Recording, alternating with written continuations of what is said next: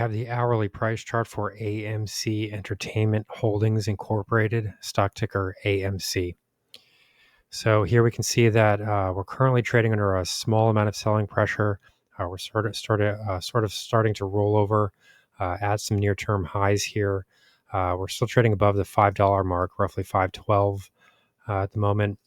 And it does look as though, this prior resistance level that I've been discussing here is having a bit more of an effect on share prices when compared to these prior gains that we're seeing over the last few trading sessions. So specifically what we're going to do here is we're going to identify some important support and resistance levels so that we can use these levels for trading activity this week and to devise an outlook here going forward. So currently, what we're seeing here is a bit of downside selling pressure.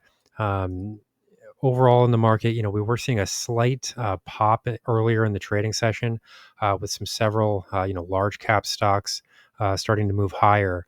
But then those gains started to reverse quite quickly. Microsoft, Nvidia would just be two of the names that I'm sort of citing here. So there was an initial period where it looked like we were going to have a positive trading session. But then those gains did start to reverse.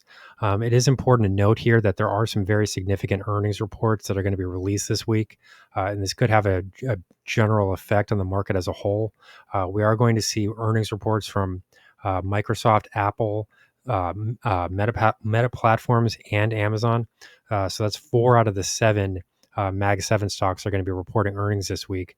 So it will be important to watch those to some extent because, this will have an effect on how markets trade more broadly. So if we sort of drill down here, we're currently looking at the 1-hour chart, and we can see that this critical resistance level is now coming in just ahead of the 530 mark. This is an area that I've been watching for quite some time because it is the 618 retracement of this broader trending move lower. If we sort of pull back here, we could sort of look at this this decline here roughly. So this includes the price failure, which occurred at 575, and then this extends down to the lows, which come in. Let's get an exact number here at 454. This would be the July 24 trading session. So, currently, this is a very significant resistance level. And, as we can see here, this is exactly where prices are starting to fail. So these are the reasons why we need to continue looking at the price charts themselves. Random tweets that seem to be covered in some of the other videos that watch this stock. Don't really have much of an effect on markets. As we can see here, there are very clearly defined price zones, which are sort of capturing prices here and preventing a run higher. So currently, we have to deal with a couple of factors here. One is the fact that, we have been trading above this exponential moving average cluster. That would be these 4 colorful lines here. For the most part, recently we have broken above here, but this latest failure here is causing us to sort of move back into this area. And when you move inside of the exponential moving average cluster, it can sometimes be difficult to get out of there. Prices will sort of ping pong back and forth, sort of bounce back and forth, and it will sort of create its own trading range inside of here. So ideally, what we would like to see is for prices to sort of move out of here. But I'm a little bit skeptical about the market as a whole at the moment because, as I said, we do have 4 out of the 7 Mag 7 stocks that will be reporting earnings this week. And I do think that this is making some people reluctant to start entering into positions. So if we take a closer look here and move into the 15-minute price chart, we can see, how clearly defined this resistance level is. I mean, this is not the first time that I've pointed this out.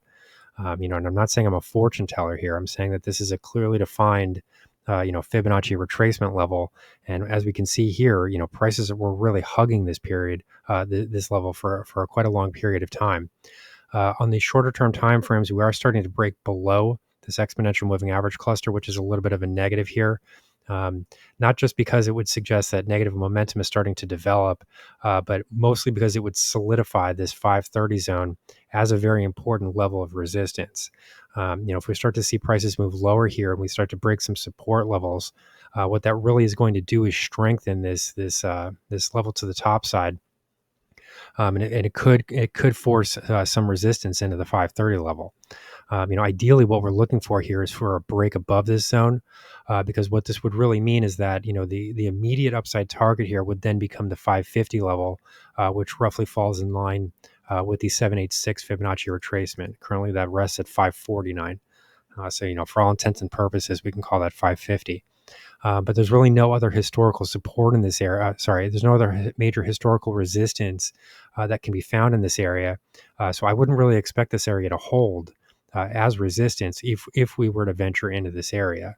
An upside break here would then retarget this 575 level, that I've been pointing to over and over again many times. This is a very critical level at this point because it's currently a triple top. This is a triple top formation, which means it's a very strong level of resistance.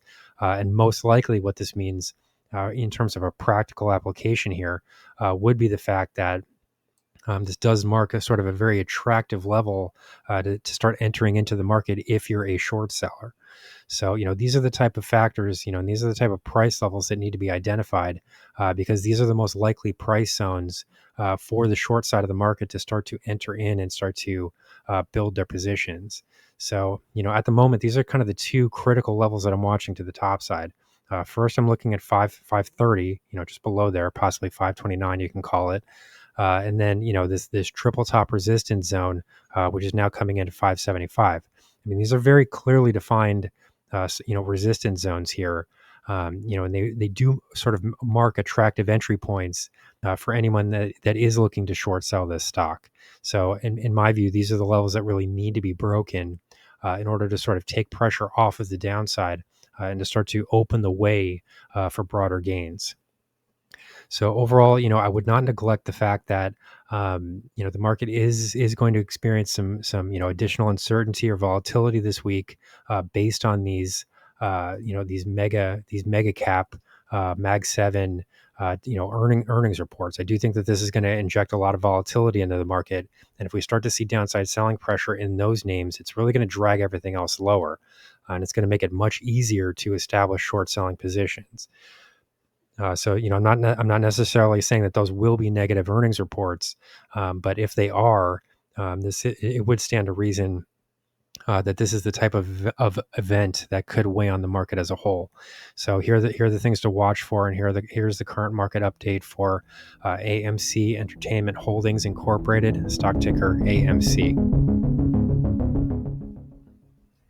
Our High Value Trading Strategies membership is currently available for a limited time for only $9.99 per month. These high conviction investment strategies are characterized by superior risk to reward metrics that target massive market-beating returns over time. Join now to outperform the market, lock in this special introductory rate of just $9.99 per month for the entire lifetime of your membership, and start trading stocks with the pros.